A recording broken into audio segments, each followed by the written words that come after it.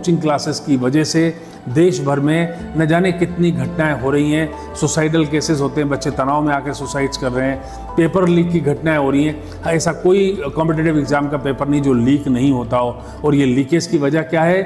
In coaching classes का इस पर पैसा खर्च करना।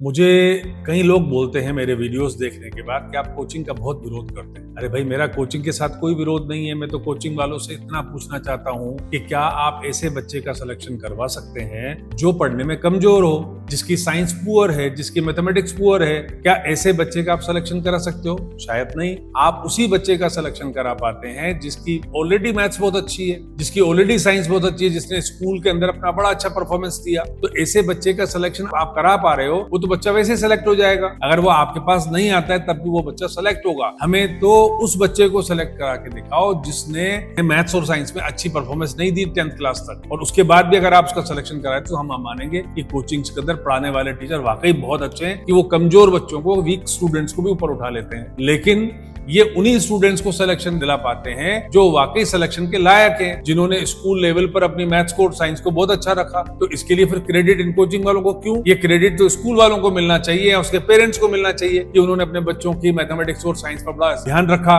और उसी वजह से उनका सिलेक्शन हो गया। 20 साल पहले क्या होता था? 20 साल पहले भी कोचिंग्स के बगैर इन्हीं कॉम्पिटिटिव एग्जाम में सिलेक्शन हो रहे थे।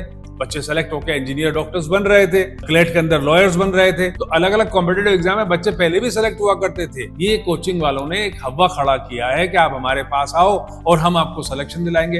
अरे भाई, आप कमजोर बच्चों का सिलेक्शन करके दिखाओ तो हम आपको मानेंगे। बाकी ऐसे टैलेंटेड एक्स्ट्रा ऑर्डिनरी बच्चों को अगर आप नहीं पढ़ाएंगे तो भी वो सेलेक्ट हो जाएंगे। इसके अलावा दूसरी बात यह है, आप बच्चों का 5-5 साल तक खून चूसते हो, उसे आप स्कूल पूरा करने नहीं देते हो, 2 साल पहले बुला लेते हो 10th के बाद ही, और उसका 12th के साथ सिलेक्शन नहीं हो पाता है तो आप उसको 2 साल और कहते हो। और आपके ये बच्चे आपके साथ बने रहे तो आपके बिजनेस मॉडल में एक और व्यक्ति को आप निकाल के बाहर करते हो, वो होता है मोटिवेशनल गुरु, मोटिवेशनल स्पीकर। वो मोटिवेशनल स्पीकर इन बच्चों को कहता है, नहीं रखो दम, इस बार तुम्हारा होगा सिलेक्शन। यानी कि बड़ी लिखनी चुपड़ी बातें उनको करके, बड़े उनके दिमाग को अटैक करके वो उनको वापस उस कोचिंग की दुनिया में बनाए रखते हैं। यानी कि उन मोटिवेशनल, वो जो मोटिवेशनल गुरु है वो भी आपका ही बिजनेस मॉडल का एक पार्ट है। तो 5-5 साल तक आप एक बच्चे से फीस लेते हो, 5-5 साल बच्चों से फीस लेते हो, और उसके बाद भी कई बच्चों को प्राइवेट कॉलेजेस में जाना पड़ता है। तो जब उनको प्राइवेट कॉलेजेस में जाना है तो वहां तो उनको कट ऑफ पे एडमिशन मिल रहा है। तो आपने क्या किया? पेरेंट्स ने आपके पास 5 साल तक पैसा खर्च किया, यानी 5 साल तक आपको पैसे दिए, आपके पास 20-30 लाख रुपए खर्च करने के बाद भी वो फिर प्राइवेट में जा रहा है, तो आपका क्या योगदान रहा? तो कहने का मतलब, आप केवल उन्हीं बच्चों को सिलेक्शन दिला पा रहे हो जो ऑलरेडी एक्स्ट्रा ऑर्डिनरी है, पढ़ने में बहुत अच्छा है, जिसकी मैथ्स और साइंस में बहुत अच्छा कंट्रोल है। तो आपका इसमें योगदान नहीं माना जाएगा।